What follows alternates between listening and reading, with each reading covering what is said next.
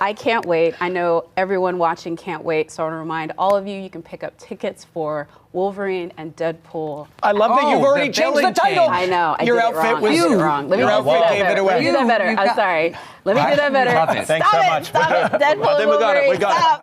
it. This is your chance to be a hero among heroes.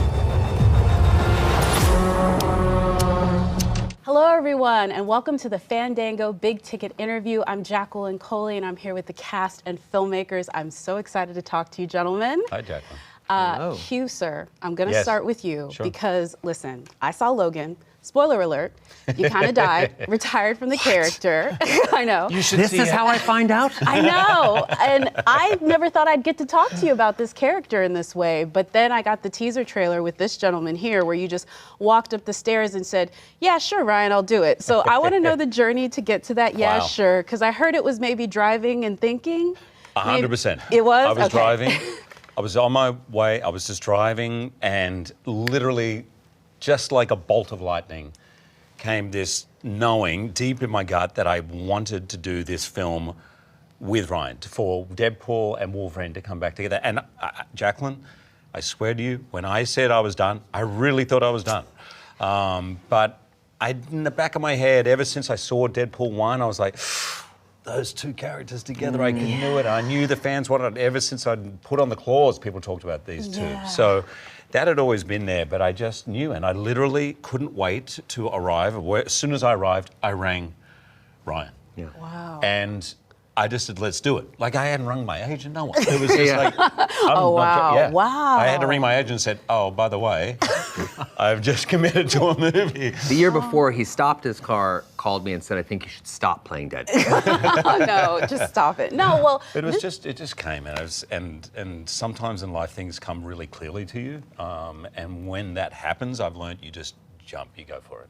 I'm so glad that you did, because I'm so glad to be here. And Ryan, maybe this is something you've been writing like vision boards about for a while, since like the first movie. Yeah. And now we're here, but more importantly, we're here with Disney and a hard R. It's like you had to cross so many hurdles to get to this moment, including that. I feel like Disney had to cross more hurdles. I mean, facts. But talk about that and getting them to agree to this historic moment for the brand, really. I hope it doesn't sound condescending. I'm really proud of them for doing this. I think it's a huge step for them. I mean, it adds a whole other color to this kaleidoscopic wheel that is that company and the different people that they have been entertaining for forever. So I was surprised though that they let us, go as, hard R, but very grateful. I mean, there's no other way to do it. I mean, for this character and this world, and particularly, Logan being an R-rated film as well, I felt like that was the most kind of full-throated version of Wolverine or Logan that we've ever seen as well. So it really allowed us a lot of freedom, not exploiting the R rating just to do R-rated stuff, but it really allowing us to kind of do anything and everything in a world where anything and everything is possible. All three of you are stepping into a bit of history with this, and it already has made history. It's like one of the biggest trailers at the Super Bowl. It's like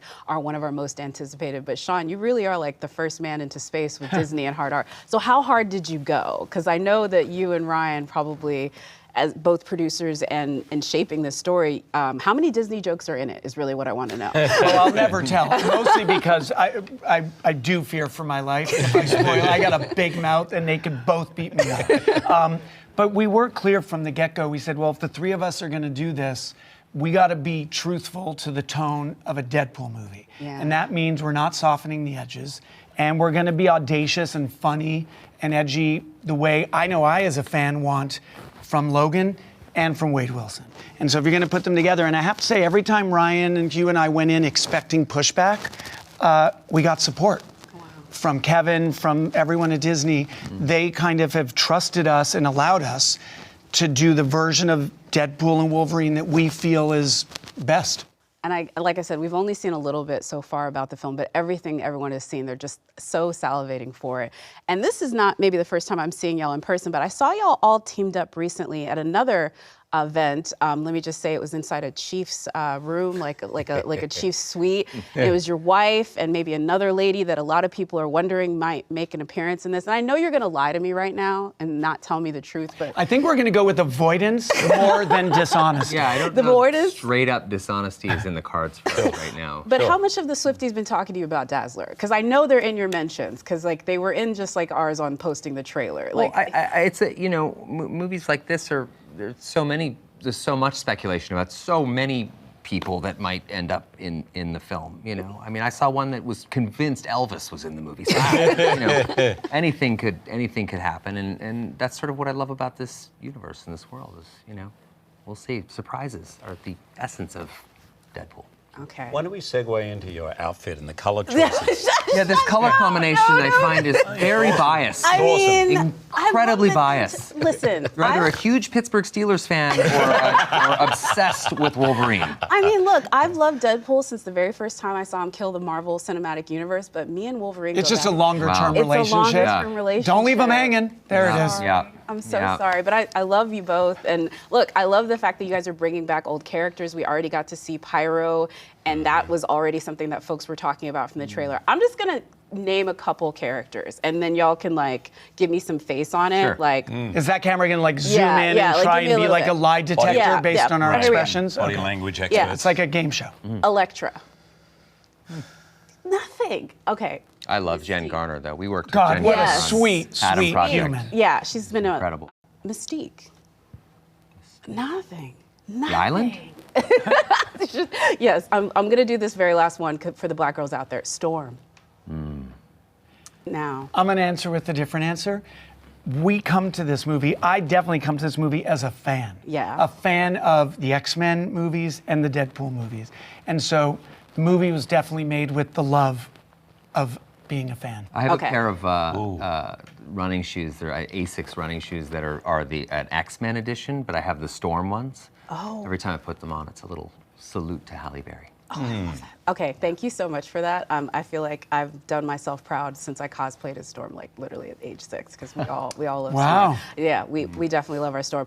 Ryan, I love that this film is going to be one of the big summer movies, and it's going to be a theatrical movie. It's going to get people out to the theater, and I know you're very committed to the theatrical experience. I mean, we're here at Fandango. I'd love for you to tell folks what it is about a Deadpool movie that seeing it in that communal atmosphere is why they have to see it. Oh, I mean, I will, as long as until I finally close my eyes to this weird and wacky world, I will never forget the first time I sat in a movie theater for Deadpool 1 with it was just a fan screen. It was just, all the folks that would normally go see this movie. It wasn't like a fancy premiere. We've never done that with Deadpool. We've always invited the fans in to watch it with us for the first time. And I've never experienced joy, elation, a sense of community like that in a movie theater ever.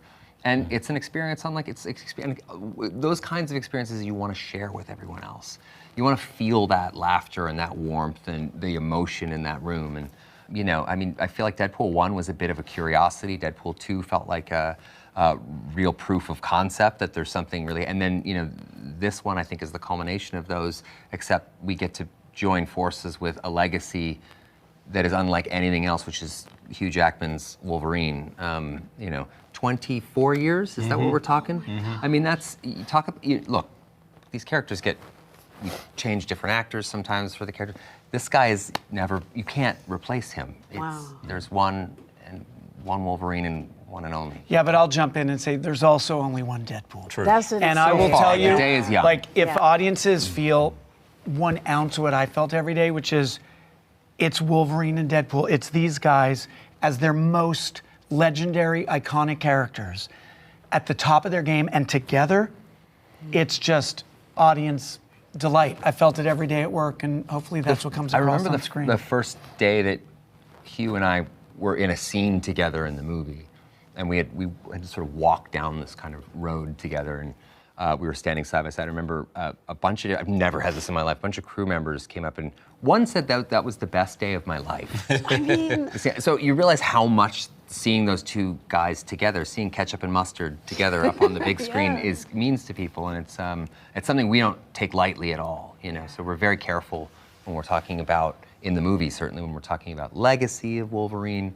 I mean, we all over Deadpool's legacy. It's fine. We're very careful with that one and how it Wolverine does, relates yeah. to these characters. I have to say, remembering what you said about seeing Deadpool 1, our very good friend Tom Rothman, who was running Fox at the time, who's now at Sony, but Tom said, make sure, Hugh, when this movie opens, you go to a cinema. Yeah. And I went to Times Square here at 9 p.m.